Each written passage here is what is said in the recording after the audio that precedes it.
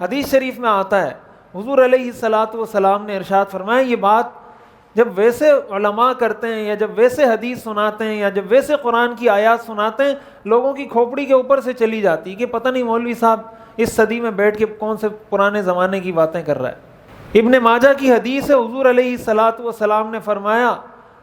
حضرت عبداللہ ابن عمر فرماتے ہیں حضور تشریف لائے اور ہم سے فرمایا، یا معشر المہاجرین، اے مہاجرین کی جماعت، خمس اذا ابتلیتم بہن،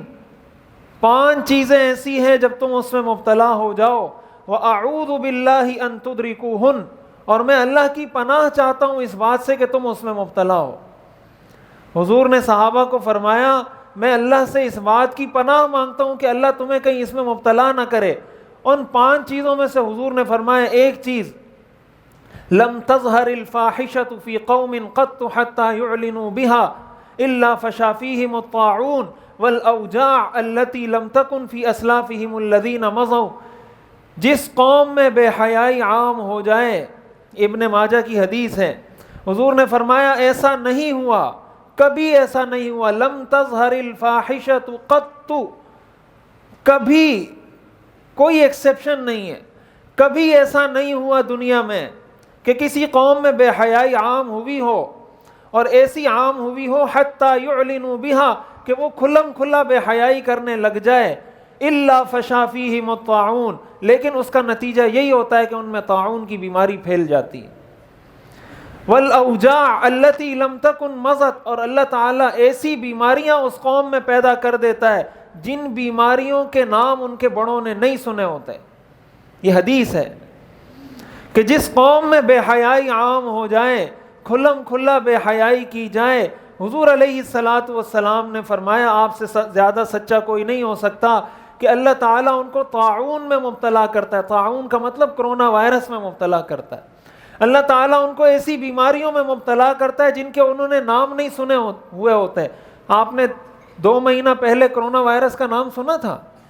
1 سال پہلے کسی نے کرونا وائرس کا نام سنا تھا؟ اس سے زیادہ ہمیں اور کیا دلیل چاہیے؟ یہ جو پچھلے جمعے میں نے اس پہ بات کی کہ 8 مارچ کو بے حیائی ہو رہی ہے، اس کو رکوانا چاہیے، اس کے لیے کوشش کرنی چاہیے، تو لوگ سوچ رہے ہوتے ہیں کہ پتہ نہیں ان مولویوں کو کیا پڑی ہوئی ہے۔ جب اللہ کا عذاب آتا ہے وہ پھر کسی اس گناہ میں مبتلا شخص پر نہیں آتا۔ دنیا میں اللہ کا قانون یہ ہے کہ جب عذاب آتا ہے وہ سب پر آتا ہے۔ آخرت میں اللہ فرق کرے گا، وامتازوا اليوم ایھا المجرمون، آخرت میں اللہ الگ الگ کرے گا۔ دنیا میں جب عذاب آتا ہے سب پر آتا ہے، نیک اور بد سب پر آتا ہے۔ حدیث میں آتا ہے، صحیح حدیث ہے بخاری شریف کی، حضور علیہ الصلاۃ والسلام نے فرمایا اس شخص کی مثال جو لوگوں کو امر بالمعروف اور نہی عن المنکر کرتا ہے، ایسی ہے کہ ایک کشتی ہے، بحری جہاز ہے، اس کی ایک نچلی منزل ہے، ایک اس کی اوپر والی منزل ہے۔ حضور علیہ الصلاۃ والسلام نے فرمایا کہ جو نیچے رہنے والے لوگ ہیں بحری جہاز میں، ان کو پانی کی ضرورت پڑی تو ان میں سے کسی نے کہا کہ اوپر جاتے ہیں، اوپر والوں کے پاس پانی ہوگا، ان سے پانی لے کر آ جاتے ہیں۔ تو ان میں سے دوسرے نے کہا کہ نہیں، ایسا کرتے ہیں، سمندر ہمارے نیچے جہاز میں سوراخ کر دیتے ہیں، پانی ہمیں نیچے سے مل جائے گا، ہم جتنا پانی چاہیے سارا پانی ہمیں مل جائے گا۔ حضور علیہ الصلاۃ والسلام نے فرمایا اگر وہ اوپر والے آئے اور انہوں نے ان کو روکا کہ بھائی نیچے سوراخ نہیں کرنا، اس کشتی میں، اس بحری جہاز میں سوراخ نہیں کرنا، حضور نے فرمایا اگر انہوں نے روک دیا تو یہ نیچے والے بھی بچ جائیں گے، اوپر والے بھی بچ جائیں گے۔ اور اگر اوپر والوں نے کہا کہ یار یہ نیچے والوں کا مسئلہ یہ جانے، ان کا کام جانے، بے حیائی عام ہوتی ہے تو عام ہو، کشتی میں سوراخ ہوتا ہے تو ہو، تو یہ بھی غرق ہوں گے، اوپر والے بھی غرق ہوں گے، بچے گا کوئی بھی نہیں۔ کشتی میں جب سوراخ ہوگا دونوں غرق ہوں گے۔ ہمارے ہاں جس طرح میڈیا استعمال ہو رہا ہے، انٹرنیٹ کا استعمال ہو رہا ہے، جو لوگ بھی بے حیائی کے لیے ان چیزوں کو استعمال کر رہے ہیں،